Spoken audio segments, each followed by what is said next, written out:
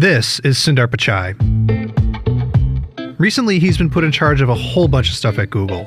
Chrome, Android, apps, search. If you use a Google product, chances are he's running it. Why does that matter? Well, Google's kind of a big deal for technology, and what he thinks about technology is going to be what Google thinks of technology. So if we can understand what he believes, we can get a small glimpse into the future of tech. Every year, Google holds a huge developer conference called Google I/O. It's a place for them to let developers know what they're thinking about for the next year. And what Google's thinking about for the next year involves a lot of high-end computer learning. So this is your first I/O, I think, where you are fully, completely, officially in charge of everything that's getting presented. Has that sort of changed anything about the way that you guys run I/O? Or is there a theme that you're sort of able to fully be in charge of? At a high level, I think of what we are doing in terms of two core things. Okay. We really want to work on big problems that help solve big problems in users' lives, right? And we want to do it at scale. We want to do it for everyone. The second is our core mission statement, which is to organize users' information. And for me, a lot of that means how do you do it in the current world, in the mobile context, because that's what users are grappling with. For me, when I look at mobile, it's been one of the most amazing things we have all seen.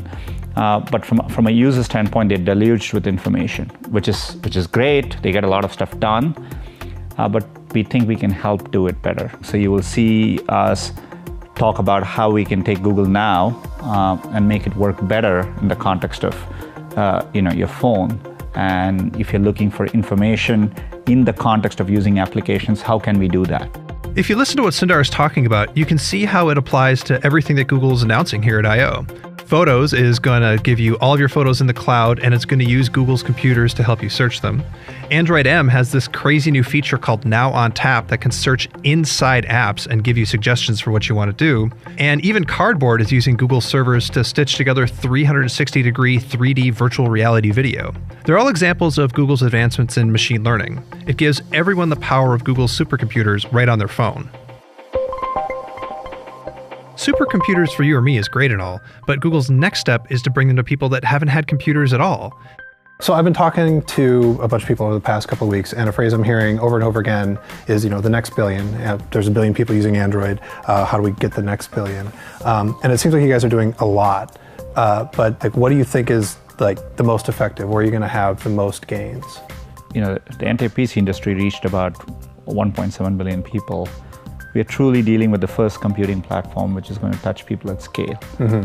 At a core, we want to build products for everyone. And so at a basic level, at a foundational level, both providing computing and making it accessible, which is why we are interested in Android One, we are interested in affordable Chromebooks, and to thinking about connectivity over time, which is why we are doing things like Project Loon. Project Loon is probably the most obvious example of how Google is trying to reach the next billion. It's floating giant weather balloons over remote regions of the world to provide internet access. And it's this kind of crazy stuff that I find really interesting about Google as a company. It's shown interest in AI, robotics, and even curing death. And there's also programs like ATAP, which combines hard science with incredibly short deadlines to create things like modular phones and radar-enabled wearables that are so ambitious they hardly seem believable. It seems like a lot of this stuff is really cool and interesting, but it's hard for me to see a path for it to be anything more than a cool experiment. And so I'm wondering what your feeling is about these different divisions within Google that are doing crazy stuff, and should they just keep doing crazy stuff, or should stuff be pushed to become productized or become a core part of Google? We do them because we believe that software is at a stage where software increasingly is playing a more and more critical role in solving things which it didn't before. Okay. So to me, when I look at cars, people spend an inordinate amount of time in cars. These are resources which are very poorly utilized.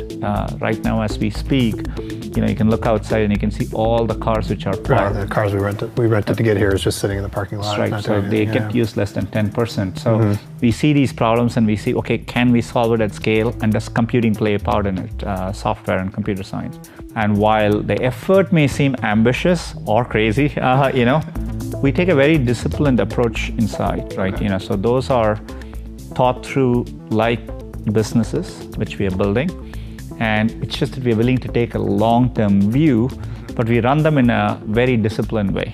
Our research can be longer term, and we do that precisely in research.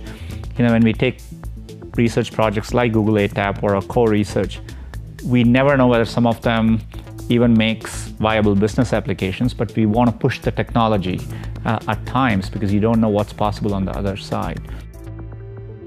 Okay, I'll admit that it's totally a cliche to say that Google is trying to give everybody a supercomputer in their pocket.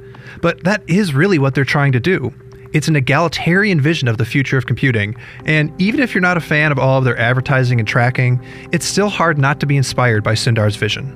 The thing which attracted me to Google and to internet in general is that it's a great equalizer, right? And so to me, I've always been struck by the fact that Google search worked the same as long as you had access to computer with connectivity, if you were a rural kid anywhere, or if you were a professor at Stanford or Harvard.